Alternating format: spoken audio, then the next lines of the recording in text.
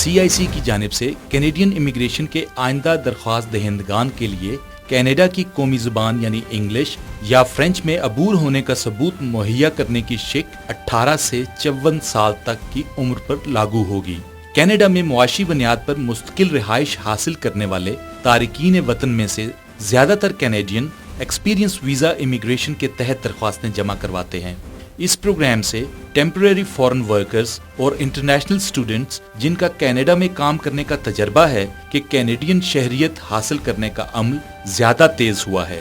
Canadian immigration minister Jason Kenney نے parent and grandparent super visa متعارف کروایا ہے جس کی میعاد 10 سال تک ہو سکتی ہے، اور اس ملٹیپل انٹریز ویزا کے تحت والدین، نانا نانی اور دادا دادی ایک وقت میں کینیڈا میں 24 ماہ تک رہ سکتے ہیں، جبکہ اس وقت یہ میعاد صرف 6 ماہ ہے۔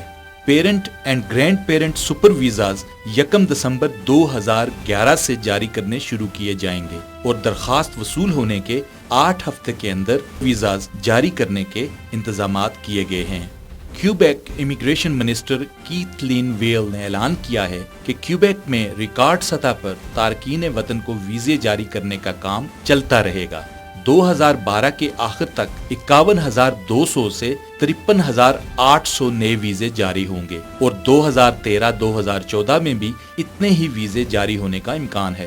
کینیڈا 2 سالہ PhD کورس مکمل کرنے والے اسٹوڈنٹس کے لیے کینیڈا میں مستقل سکونت کے طریقہ کار کو آسان بنا رہا ہے۔ Canadian minister of science and technology گیری گوڈیئر کے اعلان کے مطابق 5 نومبر 2011 سے ڈپارٹمنٹ آف امیگریشن کینیڈا ہر سال 1000 انٹرنیشنل PhD اسٹوڈنٹس کو federal skilled workers visa program کے تحت مستقل سکونت کا حق دے گا۔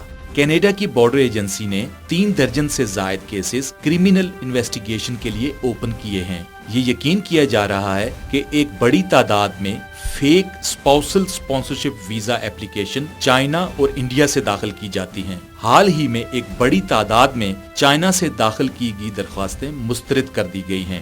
برطانیہ کی مائیگریشن ایڈوائزری کمیٹی نے تجویز دی ہے کہ اسپاؤس اور ڈیپینڈنٹس کی شہریت کے لیے کم از کم سالانہ آمدنی کی حد 18,600 اور 25,700 بیفور ٹیکس کی جائے، جو کہ اس وقت 5,500 ایکسکلوڈنگ ہاؤسنگ کاسٹ، جو کہ 13,700 بیفور ٹیکس کے برابر ہے۔ نئی تجاویز کی لاگو ہونے سے اگر 18,600 تھریشولڈ مقرر کیا گیا تو سیٹلمنٹ کی شرح 45% کم ہو جائے گی، اور اگر منیمم تھریشولڈ 25,700 ہوا تو سیٹلمنٹ کی شرح 63% کی سطح تک گر جائے گی۔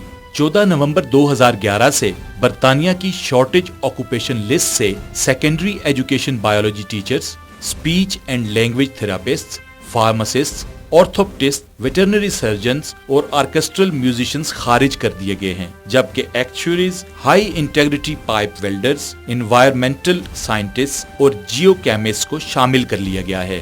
اگست 2011 کے ویزا بلیٹن سے یہ ظاہر ہوتا ہے کہ امپلائمنٹ بیسڈ اور فیملی بیسڈ مائیگریشن میں بتدریج اضافہ ہو رہا ہے۔ نومبر 2011 میں آسٹریلیا نے اسٹوڈنٹ ویزا پروگرام میں اہم تبدیلیاں کی ہیں، جن میں confirmation of enrolment, assessment level 3-4 کے اسٹوڈنٹس کے لیے فائنینشیل ریکوائرمنٹ میں کمی اور GTE یعنی جینوئن ٹیمپریری انٹرنٹ کرائیٹیریا کی تشکیل شامل ہیں۔ ایک سروے کے مطابق چائنا کے وہ امیر لوگ جن کے اثاثے $1.6 ملین سے زائد ہیں، ان کی نصف آبادی اپنے بچوں کی بہتر تعلیم کے لیے چائنا کو ترک کر کے دیگر ممالک کا رخ کر چکی ہے، اور ان میں سے زیادہ تر نے بیرون ملک سیٹلمنٹ کے لیے انویسٹمنٹ امیگریشن کا راستہ اختیار کیا ہے۔ ان کے لیے کینیڈا اور آسٹریلیا مقبول ترین مقامات ہیں۔